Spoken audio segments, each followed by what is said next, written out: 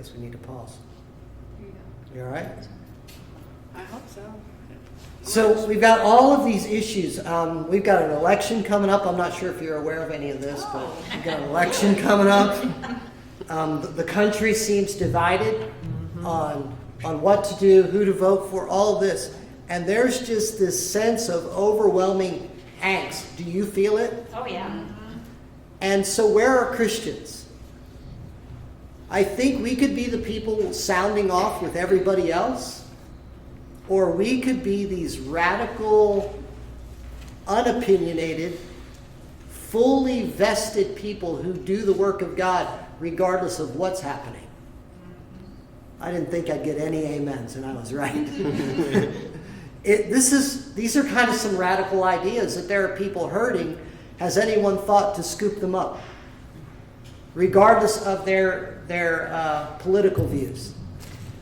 You know what I mean? Just being maybe not medical help, maybe not being police personnel, but just saying, my gosh, people are hurting terribly, badly, and scooping them up and saying, whatever it takes out of my own pocket, I'm gonna minister to the need here because the need is great.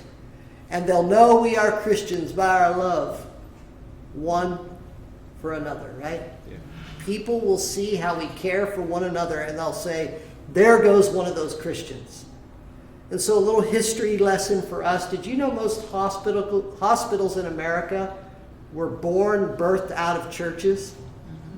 Run by church personnel, trained by church personnel who learned how to take care. Almost every church in America eventually lost that church status to private status or government-run hospitals, and then all of a sudden, Christianity said, we don't need you. And Christianity, we keep getting pushed to the edge on so many areas, and we wonder, what am I supposed to do? The government pushes me around. The private arena pushes me around. And I say there's still people out there that are hurting, that can't afford a hospital, that can't afford to be ministered to, and they need our demonstration of Christian responsibility. Does that make sense? Mm-hmm. All right, so let's jump back there. Our theology is we are our brother's keeper. When we're not our brother's keeper, we fall to sin. And we live under a curse. Does anyone know what that feels like? Mm-hmm. Right? Yeah. So let's go back to 1 Corinthians. And he's gonna make some steep demands already. Number one, he says, you're going to take care of me. Well, that's awfully bold of you, sir.